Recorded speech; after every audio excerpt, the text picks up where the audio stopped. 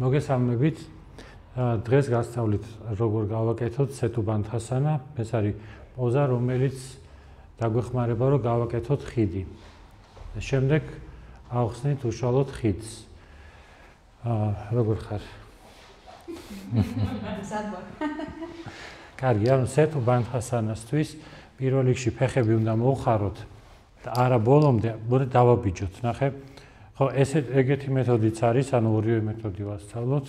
ესე იგი, პირველი არის, რომ ფეხები მოიხარა არა ნახევრად, აი ნახევარი იქნებოდა ეს, ხო, მართი კუთხე არის.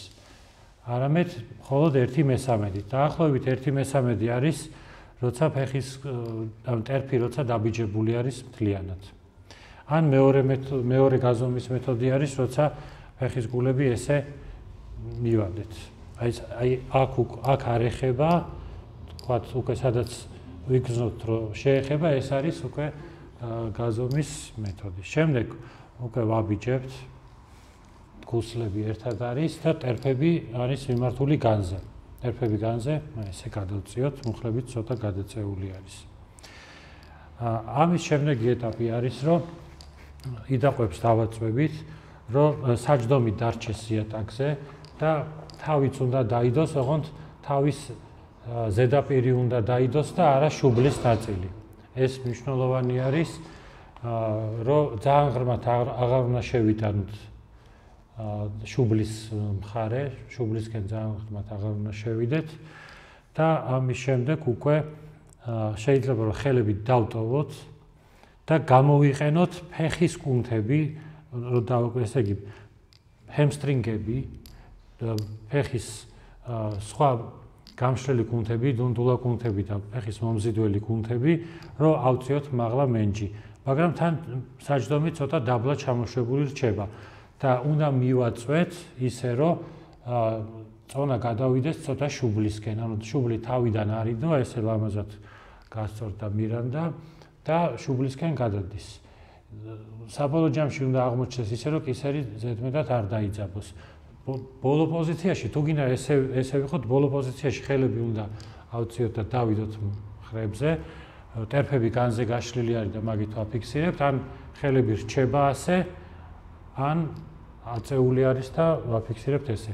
კარგი, დაეშვი, ცოტა დავისვენოთ. როგორი შეგრძნება იყო? იცერი მაინც დაიტვირთ, ა?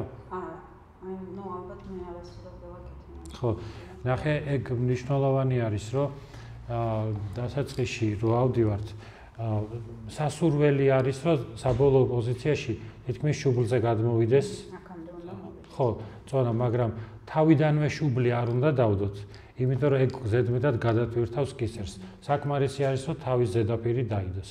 და შემდგომ უკვე მიმართულება, გაშლის მიმართულება არის, რომ მკერდი ავიდეს თან მაღლა და თან ფეხებს რო გავმართავთ, ტანს მივაწვეთ იქით, რომ უკან გადავიტანოთ. აი კიდევ ერთხელ გავაკეთოთ და მერე გადავიდეთ ხიდზე. ესე იგი, აქ ცოტა ხანი დავუყოვნდეთ და გავიაზროთ რა, რომ საჯდომი არის დაბლა ჩამოშვებული, ხიდზე ასვლის დროსაც ეს მნიშვნელოვანი არის, რომ შეგვეძლოს აი ესე ნადრეკის გაზრდა, ანუ ესე კარგად აწევა წინასწარ და მერე ვაწვევით აი იმ მიმართულებით და საბოლოო პოზიციაში ხელები ადის, აი ესე ვაფიქსირებთ პოზიციას, ჩერდებით 1 2 3 4 5 და მერე დავუშვათ საჯდომით ჩამოვდივართ და ეს არის სეთუბანთხასანა. ეს პოზა ესე იგი არის პირველი სერიის აშტანგა ვინიასა იოგას პირველი სერიის ბოლო პოზა, ჯდომელა პოზა არის, რის შემდეგაც იწყება უკვე ხიდის გაკეთება. ხიდი არის პოზა, რომელსაც ქვია ურთქვა-თანურასანა. და ამ ურთქვა-თანურასანას აგიხსნით ახლა თავისი დეტალებით.